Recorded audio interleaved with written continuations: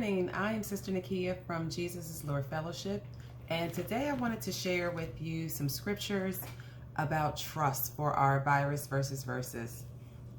You know, today, living in society, we really have to lean on God and trust God. There are so many things that come at us. There are so many things that we encounter on a daily basis. Besides living in this pandemic. In my home, I have teenagers. So there are just, every day there is something different that I'm dealing with. Whether it's, just jokes or their viewpoint on life, their viewpoint on themselves and, things they want to do. So really just trusting in God, leaning on Him for guidance and wisdom has really helped me manage dealing with 3 teenagers and trying to understand them in their perspective, and helping them to understand me as well. So some scriptures I wanted to go over was the first one that's just been on my heart for a couple of weeks now. God has been telling me to trust Him, trust Him, trust Him. Proverbs 3 verses 5 through 6. So I'm going to read that. Trust in the Lord with all your heart and lean not to your own understanding. In all thy ways acknowledge Him, and He shall direct your path. I think we get caught up in the always, in all of our ways, whether that is making a decision, whether that is seeking out new opportunities, whether that is, deciding on different purchases, big purchases like homes, cars. These things we really have to bring to God. Sometimes we think, let me make the decision and let me pray that God blesses the decision later. But we have to pray for God to give us guidance and wisdom on that decision, and be patient, be still, and wait for Him. Wait for Him, trust Him, know that He has our best interest at heart. I have a scripture for that too, for Jeremiah 29:11. For I know the plans I have for you, declares the Lord. Plans to prosper you and not harm you. Plans to give you hope and a future. Sometimes we forget that God has a plan for our life. We go through life so focused on what we want our life to look like, how we want to do this, how we're going to do that. But we forget that God has already laid out a master plan for our lives. So that goes back to trusting Him. If we trust Him and we listen to Him, we spend that time talking to Him, we spend that time in devotion with Him, then we can hear His voice. We have to trust that His plan for our life is the best plan. And we have to know that we have to go to Him first. We can't just make our decision and make our plan and say, all right, God, here's my plan. Honor it, please.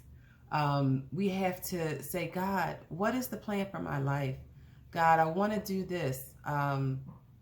Please give me some guidance and some direction. Please give me some wisdom. There are so many things that come against us in this life.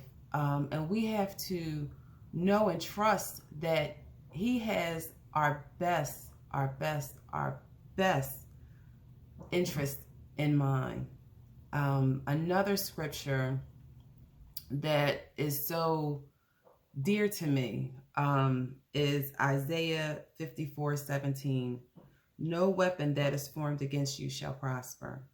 When we go through hardships and we go through trials, we have to remember that God is not going to let any weapon formed against us prosper, whether that is now we also have to know that we are going to face trials. We are going to face trials. We're going to face tribulations. We're going to have problems.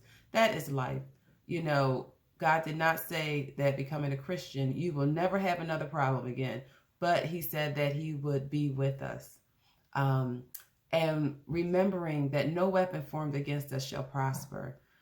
That to me lets me know that even through my hardships, even through every challenge that I have, that God is going to give me the victory in the end. And I'm going to trust him to know that he is going to give me the victory. And whatever situation comes my way, I know that God is going to work it out for my good. You know, even though some things might seem bleak, some things might seem lost, some things might seem that this is not going to be good. This is going to be the most horrible thing in life. You know, I know that God is going to turn it around for my good. And I know that whatever that weapon that has been formed against me will not prosper. Even dealing with your children sometimes, you know, we think, oh my gosh, like if they go down the wrong path, like it's just going to be utter destruction. You know, we have to believe in their life as well that no weapon formed against them shall prosper. And sometimes we have to trust God, and we have to take our hands off of situations, because us meddling in little situations and thinking we can fix everything messes that situation up more. You know, we have to allow God to be God and to do his work in every situation, and you will see the victory. So one last scripture I'm going to give to you, which also just brings me great comfort through every trial I go through every challenge I go through, is Joshua 1, verse 5. And that says, as I was with Moses, so shall I be with you. I will not leave you nor forsake you. I'm going to repeat that. Joshua chapter 1, verse 5. As I was with Moses, so shall I be with you. I will not leave you nor forsake you. So in every situation and everything we go through, just know that God is with you. When you feel like this is too much for you, know that God is with you, and you don't have to carry the burden alone. You can give that burden to God and take on his yoke, which is light. Know that God is with you through every circumstance, through every situation. Trust that God will never leave you nor forsake you, like he said in his word. Trust that there is no weapon formed against you shall prosper. Trust that the plans that God has for you are plans of good, to prosper you, to give you hope for a future. They're not plans to harm you. Trust that God is with you always. So I pray that you all have a great day. Have a blessed day on purpose. I pray that God is with you, that you lean on him, that you rely on him for every situation you have. Thank you so much for tuning in, and have a blessed day.